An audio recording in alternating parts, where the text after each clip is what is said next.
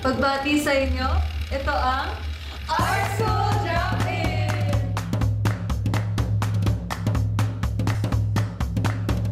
Magandang hapon sa inyo, umaga o gabi man kung kailan man kayo nanonood sa araw na ito. So, uli narito tayo sa Art School Drop-In at ako ay si Sofia. Ako naman si Lore. Ako si Ali. At ako naman si Veronica. So ngayon, pag-uusapan natin ang mga bagay na nais malaman ng mga wala sa art school or kung nais man pumasok sa isang art school. So ito kami sasagot sa mga inyong mga tanong. So dito sa ating segment ng ating podcast, nangolekta tayo ng, ano ulit yung kinolekta natin, Veronica? Ano ba ang kinolekta natin? Kumolekta tayo ng mga katanungan mula sa mga ating manonood ng mga interesado sa kung ano ba ang ginagawa namin sa mga art school. So ito yung kanina ko pag ginaganyan, ang ating batotoy. So ano ba ang batotoy? So yun, ipa-flash na lang yan. So, ayun, pero alam ko ito. Ayun. Pero conch siya. Nung sinearch namin, conch yung ibig sabihin ng batotoy. So, ang creative tools natin is, habang sinasagot namin yung mga katanungan nyo, magdo-drawing kami for 5 minutes, and after 5 minutes is iikot kami or magpapalit kami ng mga canvas, sketchpad. Then, 4 times kami mag-iikot hanggang sa matapos, and of course, papakita namin sa inyo at kayo na mag-judge kung sino first place, second, third. Hala! Okay, so pili na lang kayo kung anong pinakamagugustuhan. Comment down. Pero lahat naman kami winners dito. So, magsimula na ba tayo? Tara? Tara! Para sa first question mo, ano kaya ang question natin? Bale, meron pala tayong flirt na lalabas. Bilangan nyo na lang kung ilan sila ang makatama at unang makahula kung ilan yung flirt na lalabas. Bale, si flirt lalabas din sa screen eh. Ayan, hahanapan nyo siya all throughout the video. May house and lot. At meron tayong house and lot na mula kay Veronica. Sa akin, siya kay binibining print. Charot! Ayan. So, ang ating first question, kailangan bang magaling ka na sa pagguhit bago humantong sa kolehiyo or sa art school? Kayo ba, bago ba kayo pumasok sa art school na to, okay na yung art skills niyo? Magaling lang ba kayo mag-do? Para sa akin, hindi naman kailangan na magaling ka agad sa art. Kasi kaya ka nga nag-art school, di ba? Para matuto ka sa art. Ayun. Hindi naman siya requirement. Pero, syempre malaking advantage pag marunong ka ng gumuhit. Kasi most ng gagawin nyo. Pero hindi naman, yung course naman natin, hindi naman pang fine arts. Oo, tsaka So, ayun. hindi naman porket wala kang alam is hindi ka na makakapasok. So yun nga yung sabi ni Alice, pupunta ka ng art school para matuto mag-art. Pati na rin siguro na ang pagguhit naman ay isang skill. Hindi naman siya by talent na I was born with it. Ano yun? Tapos sa pagpasok mo sa art school, unti-unti kang matututo. Siyempre. Nakita, alam niyo ba yung kay PewDiePie? Na Ay, oo, yung inaral niya 100 talaga. basic oo. na ginawa. Hindi naman siya inherently magaling mag-drawing. Pero nakita niyo yung progression niya. Bale, matututunan siya. Pero hindi naman siya required. Yeah. So, syempre may advantage ka ko mag-sarili. Speaking of art, magdo-drawing na ba tayo? Ay, nagdrawing na ako! So, next question is, would you rather do trad art or digital art? So, ano ba yung mga prefer nyo? Feeling ko papalit pa rin talaga ako sa trad art. Trad. Iba yung feeling na gumagawa ka ng art na, alam mo yun? Naahawakan mo, parang iba yung connection, kumbaga. So, ayun. Kayo ba? Ikaw ba, Veronica? Parang mas mabilis matuto pag hindi mo mabilis. Parang napapansin ko lang na nung nagpa-practice ako ng trad art, parang mas gumagaling ako sa digital. Parang gano'n. So, parang halos lahat sa atin ay nagsimula sa trad art bago kami nag-digital art. how about kayo guys? Kayo ba? Personally, mas prefer ko rin yung traditional art kasi sa digital art kasi yun nga, doon din ako nagsimula. Tapos napansin ko na kunyari wala kang dalang iPad or wala kuryente, gano'n. Hindi ka makakagawa ng digital art. Pero pag traditional kasi, kuha ka lang ng kahit anong papel, kahit lumang resibo, tapos kumaga ng pen, makakadrawing ka na, may malilikha ka na. Tsaka for me, hindi naman sa dinidiscredit yung mga digital art. Pero parang mas ramdam din kasi yung work when you're holding the pencil or the pen talaga. Ramdam mo na lumalabas talaga yung galing mo. Yung galing mo. Yung art skills mo through a pen. So parang makikita mo din talaga yung progress mo. Kayo na pala bahala kung ano yung makikita niyo sa artwork na to, ha? Mamaya, giniglade na rin ang traditional art. Wala na kasi hindi ka matabang. Okay, next question. Sa kasalukuyan, ano ang top 3 subjects na iyong nagustuhan sa kolehiyo? Oh my God. Top 3 subjects. May ano, ikaw mo. Ako wala. Ako, siguro yung una ko, yung digital photography. Kasi wala pa ako kasi experience. Wala pa ako experience nun, pero doon ako naka-gain ng experience kung paano mag-photograph. Tapos, ang galing pala kasi hindi lang pala siya basta i-click lang. Yun pala marami pa siya iba-iba settings, gano'n. Kasi yung next to siguro mga related na sa graphic design. Kasi graphic design student kasi ako. So, ayun. Digital photography din. Pero, yung masasagot ko siguro yung mga drawing subjects. Wala lang, parang feel ko lang talaga na, shit, art student. Parang may dala akong mga canvas, may dala akong mga nag-drawing ako. Alam mo, yung color theory, tuwa ka yun. Kasi, require tayo magka, diba itong sketchpad namin, doble pa nito. Pag nasa MRT, perfect. So, art student. Gamay na gamay ni ate. Perfect talaga. Ay, nasilip ba nila? For me, siguro ngayon is motion graphics. Kasi, syempre, as a graphic design student, parang naging hobby ko na din mag-graphic design. Tapos parang iba din pala kapag nakita na gumagalaw yung gawa mo. So parang animation, parang animation siya. So parang ang sayang makita or gumawa ng moving objects. Tapos dati parang natatakot pa ako na baka mahirapan ako.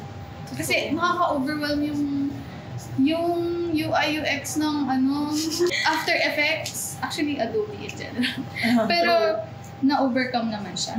And I think all artists or yung aspiring artists that would do as well. Actually, pumasok ako dito na halos walang alam sa Adobe Suite.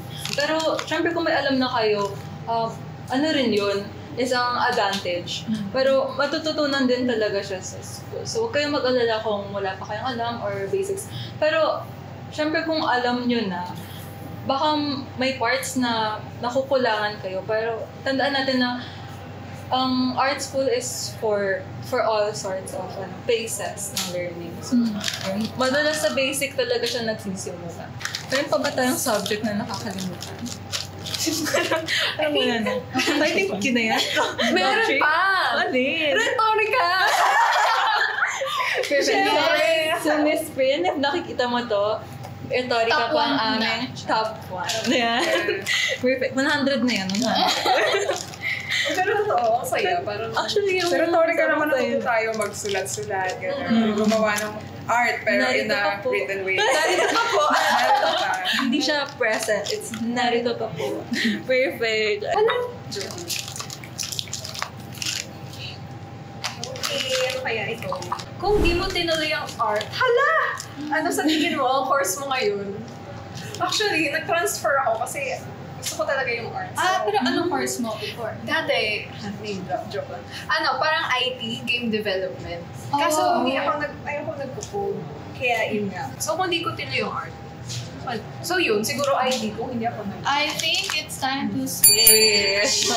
Hindi ko alam kung ano yung magagawa niyo dito. Pero do your magic. Hindi ko siya maano. Awat na ko. Awat na. Masyadong ginalingan. Kung hindi art ang course, siguro ako kasi yung noon, yung option ko talaga, pareho kay Veronica, IT rin. Oh my goodness. Kasi kung hindi naman IT, siguro psychology, gano'n. Kasi gusto ko rin matutunan yung iba't ibang ugali ng tao, gano'n. Kasi ang ganda niya lang malaman. Kaya, kayo ba? Feeling ko rin nasa psych din Ay, ako. psychology rin. Wala. Grabe talaga mga artist. mga kailangan ng psych sa buhay. So, what if kami ang psych?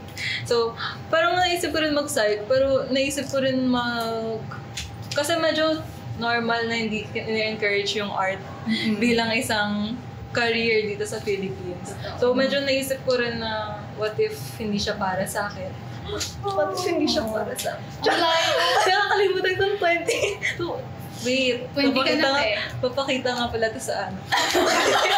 Papanoorin niyo nga pala to. Nakakalimutan ko na riyan kayo.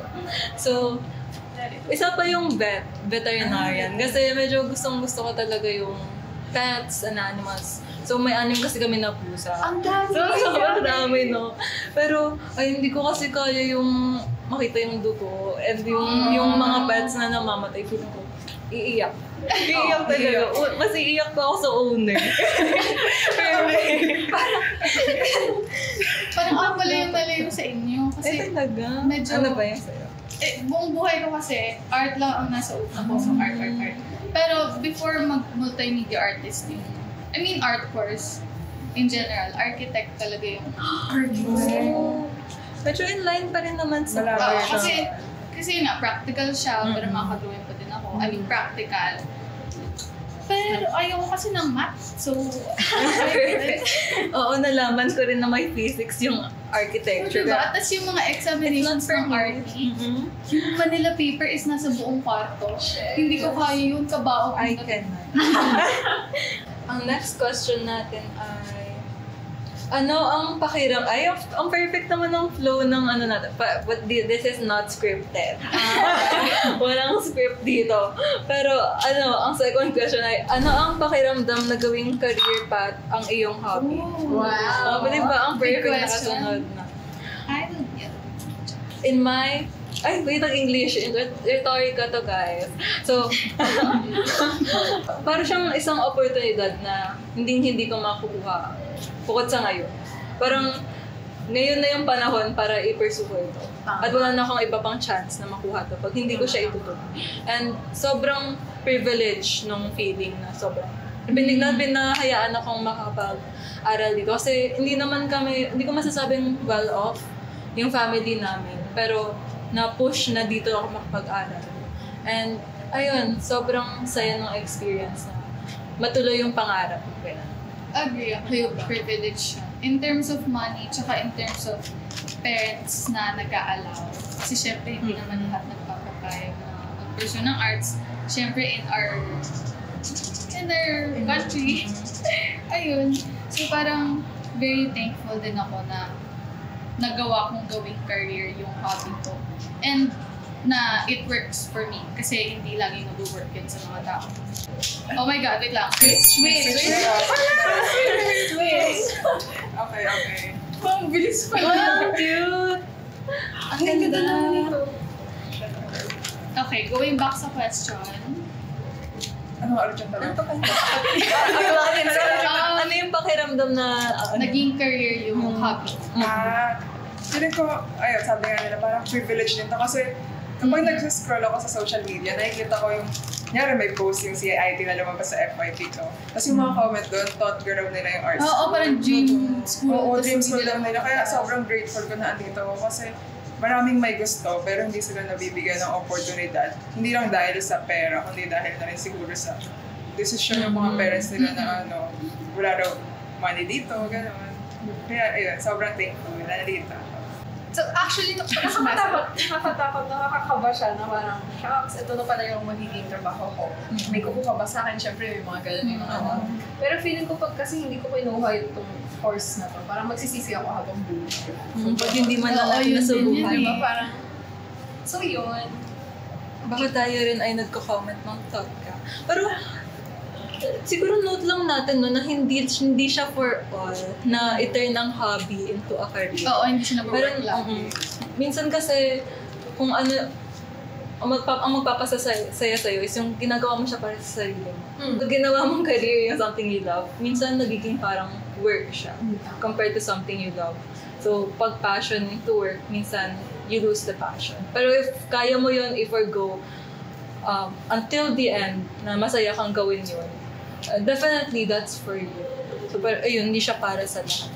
Oo. May mga hobby naman kasi na hindi naman kailangan gawin career. Next question. Mahaba. Ay, okay. So, medyo connected din sa ginagawa natin.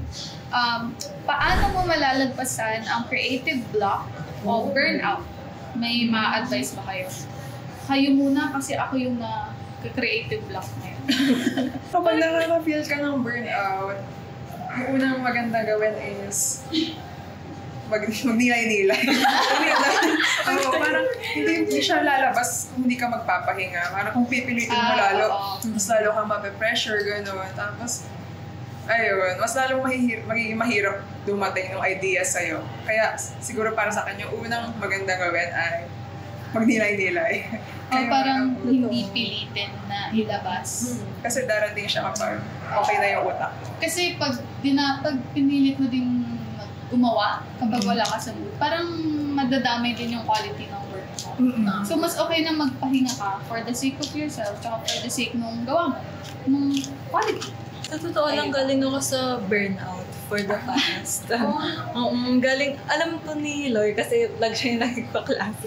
Pati kasama. So, galing ako sa burnout for the past years. Pero, napapansin kong ang pag-cure din nito is ang paggawa rin. Patuloy din na paggawa. Tinanong ko nga yung ang IG niya is Whale Boy. Isang mural artist na nag-visit dito sa CIIT. Nagkaroon ako ng chance na magtanong sa kanya kung anong gagawin ko kasi nababurnout na ako eh. Tapos sabi niya, patuloy ka lang gumawa. Ayun, patuloy kang gumawa at eventually, dating ka rin ito. So, ayun, mag-switch na daw tayo. Ang bilis naman ng oras, pero nag-enjoy ako. Okay. Sa akin naman, pag burnout, ang ginagawa ko, nagko-consume ako ng iba pang gawa ng iba na art. So, pwede itong movie or nakikinig ako ng mga music, nanonood ng mga music videos. So, parang syempre, makakakuha ka ng idea or inspiration. Pati maganda rin palang makahanap kapag nagkaano sila ng isa pang passion. Actually, maganda na makahanap ka ng iba pang hobby to make you happy, gano'n. Or na pang distress, kung nasa stress ka na sa art, is makahanap ka ng iba-ibang pang form, pwede photography, iba pang writing, o kung ano man, pwede naman sa gym, kung sa gym ka natutuwa. Makakatulong siya sa burnout. Gusto ko din pala i-add, parang isang way para mabalik yung creative juices ko. Tinitignan ko yung mga past works ko. Para makita na, ay, kaya ko pala to. So, kaya ko tong gawin ulit.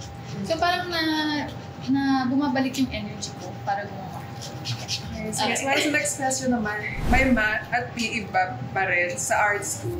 Siyempre, meron. Kung naririnig niya yung kung naririnig niya ang ingay sa likod ng video na ito ay ayan ang PE. May nagpi-PE pa May rin. nagpi-PE talaga. Sa experience naman natin, Pero masaya hindi naman ganun siya. ka-deep yung math. No? So, wag kayong matakot. I think kaya nyo yan. So, katatlo lang yung math subjects namin na kailangan i-take. Saka yung maganda rin dun kasi yung mga, hindi siya, meron pa rin mga exam type, pero yung mga finals namin more on creative. Pati kung paano siya ma-apply sa field. Kung paano ma-apply. So, kung arts school tayo, arts student, tungkol din sa art yung mga outputs natin. Medyo interesting siya. Hindi naman siya pangit na may iba rin tayong ginagawa bukod sa... Kasi po, feeling ko masusura din ako. Puro tayo art lang. Ayun. So, maganda rin naman siyang, so, dagdag tuition lang. Pero, kailangan din kasi siya. It's helpful siya. Hindi ko masasabing tanggalin siya kasi maganda rin siya. Tsaka syempre, need natin mag-exercise. Alam mo naman, mga artists, may shrimp pa. Mga Mga gano'n. Kaya hindi ko nga alam kung ano na posture ko dyan, pero ayan. Ang ganda. Kamusta ang environment sa inyong klase? Technical ba, creative o pareho? Malamig. Totoo! Parang hotdog. So, ayun, parehas actually. Pero mapapansin mo yung creative na parang, wow, nasa art school ako. Kasi kahit saka tumingin, may nagdo-drawing. Parang may iPad na nagdo-drawing, may nag-animate sa laptop. So, ang saya nun. So, technical, kasi yung mga pinag-aaralan, yun nga, mostly Adobe, mga ganun. So, both. Both na technical and creative. Actually, masaya din kasi iba-ibang, since wala kaming block section, hindi ko lang alam sa iba. Pero, Since hindi kami block section, iba-ibang types of creatives ang nakikilala namin sa araw-araw. So, bale, sa SEM na ito, iba. Sa isang naman na, may iba pa kami makikilala. So, siya, masasagot ata itong feeling ko may gantong question. Pero isa yun sa mga perks ng pagpunta sa arts. Speaking din of the people, parang the more na nagpo-progress yung years, parang ma-realize mo na ang dami palang careers na available sa art industry. Kasi may mga makikilala kong gustong pumunta ng Ay, switch na! switch ka lang muna. Last So yun nga, madami kang makikilala na iba-iba yung careers na gusto. So ma-realize mo na madami din, may future sa career in art. Marami. Oo. So parang, Kaya the more na tumatanda ako, the more na mas nakakapabigay confidence na kaya natin to as art. Actually, marami kang makikilala na who made it there. Kaya parang may proof ka na, di, kaya to.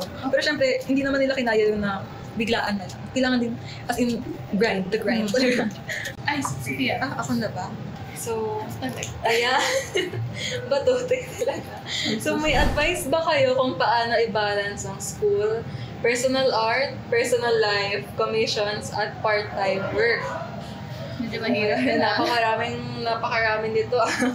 So, personally, ako mismo ay nagbabalance ng sobrang raming bagay. Itong mga na-mention, binabalance ko rin ngayon. Bukod na lang sa part-time. Pero nung first year ay na-try kong mag-part-time. Pero work from home kasi siya. Siguro, na rin talaga, priorities. Kung pagtutuunan mo ng pansin kung ano mas importante sa'yo. Kasi, sa totoo lang, hindi mo siya mapagsasabay-sabay na same effort all throughout. Kasi, may mga oras na hindi ko napagtutuunan na masyado yung pag-aaral ko. Pero kinakaya naman. Hindi nga lang yung parehong effort at time na mailalaan mo sa kung wala kang part-time or commissions. Nasa sayo na yun kung paano mo talaga siya ipagsisiksikan sa schedule. Pero dito naman sa atin is medyo maluwag naman yung schedule natin. Kasi, for example, dito, 3 araw na kami pumapasok sa isang linggo. At minsan, sinasakto ko dun sa mga free days na dun ako gumagawa ng mga commissions. Kayo ba, na-try nyo na bang mag-commission part-time? At pagsabayin sa ang lahat ng mga ito? Hirap. Hindi ko pa na-try mag-commission. Pero in the future, how In the about Wala pa rin ako masabi kasi hindi ko pa rin siya nasubukan. Siguro hindi commission, maybe Kung mga scholarships. Oo. Parang commission na din kasi kaya naman siya. One key tip is time management talaga. I mean, kahit sino naman tanongin mo, doon talaga mag-boil down yun na dapat masinop ka sa oras. Tsaka, ayun nga, sabi ni Sophia, i-prioritize yung mga pinaka-important talaga na hindi talaga matapos agad.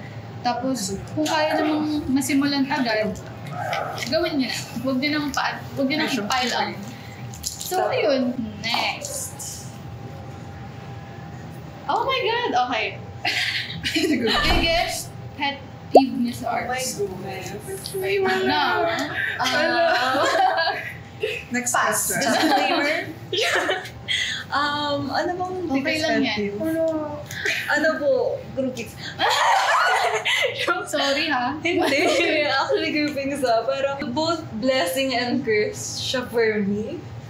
Kasi, sa groupings, arami mo makakatrabaho na sobrang gagaling yung arts. Tulad ng mga kasama ko ngayon, at ang mga nasa likod ng camera na ito.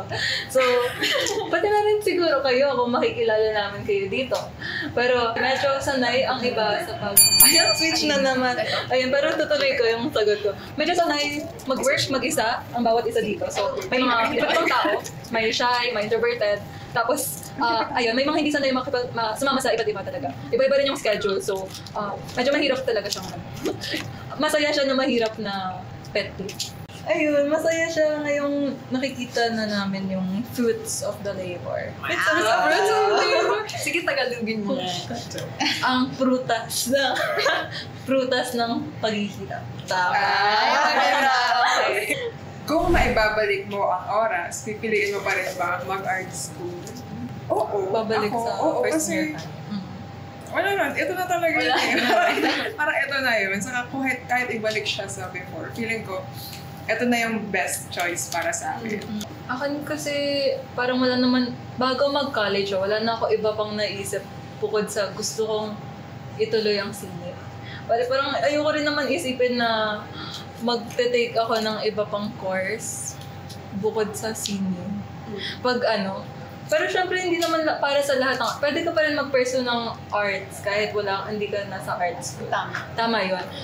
Pero iba sa Philippines kasi, sa context ng Pilipinas, kailangan mo ng diploma. So pag mag-aaral rin naman ako para sa diploma, pipiliin ko na yung senior. Kayo ba? So kung wala naman tayong mga regrets na ito yung pinili natin. This is not sponsored. Hindi po siya scripted o pinilit na sabihin namin. Kami naka-stage. Kumusta ang pagkakaiba ng art school sa traditional school? Pwede ba magkulay ang buhok? Pwede ba magkulay ang buhok? Pwede. Yes, pwede. Ayun. Actually, ang dami pa dito. Kay Veronica. As in, liberating naman in comparison, medyo liberating ang art school. Kasi yung mga tao dito, syempre, understanding na important ang self-expression. Or parang pinaprioritize siya, unlike yung ibang schools. No hate yung ibang actually, galing din ako sa non-art school. Little trad school bago mag-dito. So, switch na naman! Wait ng oras. So, para naman talagang uniform. May dress code, syempre. Pero, nakikita nyo ba ang aming kasuotan? Masusuot nyo ba yung sa grad school? So, ayun siya. At saka iba-ibang, parang aesthetic, parang make-up. Sobrang dami ibang Pwede mo na isuot, pwede kang mag-wig. So, ang next question natin ay, kailan mo nalaman na para sa'yo ang singing? Okay. Actually, matagal ko nang alam na parang na mahal ko ang singing. Kasi kahit anong talagang try ko na parang hindi kasi practical, hindi kasi yun Siyempre kasi parang mula sa pagkabata ay nalaman ko mahilig ako sa singing and parang nadala ko to all throughout. Pero kayo ba, paano ba nagsimula ang art journey niyo? Ako naman nung bata ako, nakikita ko yung sarili ko na nagsa-search sa Google kung paano mag-origami, gano'n. Hindi ko sa start, tapos mahilig ako magupit-gupit ng mga papel, kung ano, gano'n. Tapos ididikit ko siya, na pwede mo naman i-drawing, pero ginugupit ko ba. Tapos yung high school naman, doon ako, kasi marami ng mga presentation noon. So, doon na rin nagsimula sa akin yung journey ko sa graphic design. Gano'n. Tapos hanggang sa ngayon, naisip ko na gusto kong ganito yung career ko sa future. Gusto ko mag-production, gusto ko sa mga graphic design. Kaya ayun. Hindi ko rin kasi may imagine yung sarili ko sa 95. Babalikan ko na lang yung video na to pag nag-95 ako. Pero, ayun, parang sobrang sponty kasi ng utak ko. Gusto ko talaga yung iba-iba yung na-experiment. Parang yung art yung nakakapagbigay sa akin ng medium na ito. So, ikaw ba, Lor? Paano ka? Sa akin, nag-start siya, syempre nung bata din, pero specifically sa Barbie. Sa Barbie, sa Totally Spies. Usually, kaya ako sila nagugustuhan dahil sa damit. So, speaking of damit, nag-start din yung gusto ko sa art as a career to clothes. So, parang ginusto ko talaga maging fashion designer muna. Kaso hindi ako marunong magtahi. So, same. Ayun. Actually, parehas tayo sa part na yan. Fashion design din yung pagdadrawing ng mga dress and such. Ikaw ba, Veronica? Actually, ako medyo late ako nag-start. Nung pandemic ako parang nakilig ko mag-drawing. Nung bata pa, parang not for me. Parang inisip ko na, parang ang art, para doon ako sa may gifted na gano'n. Pero hindi pala, parang mag-effort ka lang. Parang kung gusto mo siyang gawin, di ko patuloy mo kasi mag-improve ka din. As in, English, mag-improve ka din. Tuloy mo siya. Ay, okay. So, mag-wrap up na daw tayo. So, okay. Pens off na. Pens off? So, balik na ba natin ang mga canvas sa... Sige. Buti na lang ito yung napakabilis ng oras, no? Kasi marami pa tayong... marami pa. 4 na lang ang tanong. Baka sa bloopers, pag gusto niya pa manood. Nag-enjoy naman ba kayo sa ating activity? Yes. Ako rin ay nag-enjoy sa ating activity. At naway kayo din. So, naway nakatulong kami sa decision nyo. Ayan, slay down. And sana nakatulong kami sa inyong decision kung worth it ba ang art school o kung para sa inyo ba to. Ayun, i-share na ba naman ang aming mga artwork? Kunwari, sige, 3, 2, 1. Very... Under the sea, di ba? Ilagay yung bato. Sa bato. Ito naman parang siyang medyo under the sea, pero... Very octopus. Galamay. Octopus. Galamay. Ay, gusto nagsimula ng galamay. Hindi. Ang galing. Ano pa galamay talaga. Parang may nakikita akong team na. Sige, try natin. Ito yung pinakakakaiba. Ang galing. May tao pang Oh, may tao. Siya ako Umuulan ba yan? nagkasunod ng tao niyan. Kasi, nakita ko kasi yung mga bilog, parang na-imagine ko yung stay sa Starry Night. Art student. Tapos, ang nakikita na ako kasi nagsimula to bilang parang mga abstract things na ano. Kaya, alam mo, hindi namin na-explain nung simula. Pero gusto sana naman sa inyo ipaalam or iparamdam kung gaano kaiba ang pag-iisip ng bawat artist. So, iba-iba yung mga art style namin, iba-iba yung mga inspiration namin sa paggawa ng sining. Ngunit, kita mo naman na pag pinagsama-sama kami, or ganun din ang art school actually, pinagsama-sama kaming mga iba't ibang mga creatives, mga artists dito sa school na to. Pero together we have made, nag-English na naman, sama-sama nakagawa kami ng iba't ibang sining na nakapag-sama-sama sa amin. Sama-sama din. Parang sobrang ganda na makapag-connect na hindi ko naisip na, alam mo, ginawa ko tong yellow na to. Parang sabi ko, ano kaya may iisip nila dito, no? Pero nagkaroon siya ng mga dahon, mga leaves. Sa inyo ba? Dito ba? Parang in-expect mo ba na magiging ganyan? Hindi. Pero ang galing kasi, ito parang may tao dito, tapos nag-gets na parang umuulan. So, ito parang clouds. Diba? Ganda. Parang kada bumabalik siya or kada iba, may iba pang siya. Yung sa akin, hindi ko maintindihan, pero in a good way. In a good way. Abstract. Oo, parang siyang nasa whirlpool. Hindi ko, Parang sa'yo, parang maximalism. Ganun. Kulang pa, pero magiging maximalism. Oo, parang gusto ko nga siyang i-continue eh. Wow. Gusto niyo ba? I-continue natin sa bahay. Sige. Tapos ipabalik natin, pakita natin. Ako naman, nagsimula ako dito sa mga strokes. Para rin siya Starry Night. Pero padiretso siya. So ayun, medyo naiisip ko na rin na maging sunrise or sunset siya. Pero ang galing kasi nakuha nila yung idea ko. Nadalagyan nila, tapos nagkaroon pa na underline. Nagkaroon pa ng mga Yung araw muna, lupa, tapos Bagay na bagay talaga ang ating batawan. Ang batotoy. Dapat yung may kamay na gano'n mga poster made. Kasi yung bato to yung nasa Sa mga mag-a-aspire na maging artist yan, may last advices ba kayo? Sige, ikaw muna. Gawin yung takot. It's scary. Ayun. Nagsimula akong takot na tahakin ang path na ito. Pero may i-figure out, malalaman niya rin along the way kung paano at kung anong gagawin pa. Siguro yung advice ko, parang kung natatakot kayo, ay nag-worry kayo na may competition dito, na parang, hala, may mas magaling sa akin. Parang medyo harsh truth. Pero tanggapin mo na meron talagang may mas magaling sa'yo. So, nasa mindset mo yun kung paano mo parang ipapa-improve, parang isipin mo na opportunity to para matuto ka sa parang mga classmates mo actually. So ayun, magtanong ka, tapos dapat willing ka to learn. Ako naman yung mga advice ko, kahit mag-art school ka or hindi, pero mas maganda pag mag-art school ka.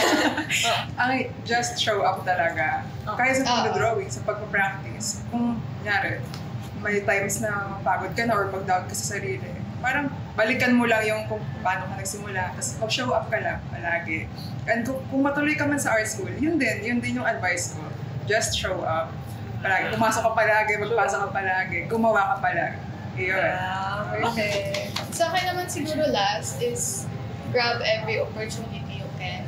Kung may chance na gumawa ka ng mga org works, if kaya, kunin mo kasi hindi lang naman siya yung pang portfolio but it's also for experience. So, yun lang. Grab every opportunity that you can for the sake of making your career better. Sorry sa English. Pero yun nga, parang it's important din na i-hone mo yung skills mo kasi syempre, oo nga nasa art school ka, pero being in an art school, hindi lang naman enough yun. So, kailangan mo din gumalaw. So, yun lang naman ang matapayo ko sa akin. Sa ating mga manonood. Siguro hindi natin nabunot yung mga iba pang questions na nasagot ito. Pero, ang isa pang nahanap ko sa book art school is yung network talaga ng mga people na mamimit mo. Lalo na yung mga professors. Kasi mga professors, mga veterano talaga. Oo, yun. So, yung mga ako na-expect ng mga director na natututo kami from ngayon. Pati mga mga kaklase din na sure akong makikita ko sa industriya someday. Yun yung dagdag din din yun na makinig kayo na maayos sa mga prof. Kasi galing talaga sila sa industry. Totoo. Pero, ayun, i-reiterate lang natin na hindi siya hadlang. Hindi hadlang pag hindi ka makakapag-art school sa pag-pursue ng sining. Kung gusto mo talagang ipagpatuloy ang paggawa ng sining, gumawa ka lang at naniniwala kang makikilala din ang iyong obra maestra.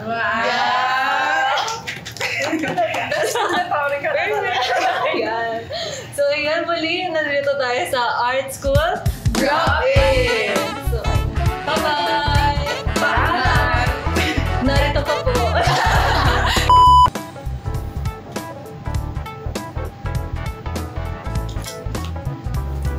Magandang hapon sa inyo. Ibig sabihin sa So, ayan. Gusto na. Ano ibig sabihin yan? Kailan? Uy,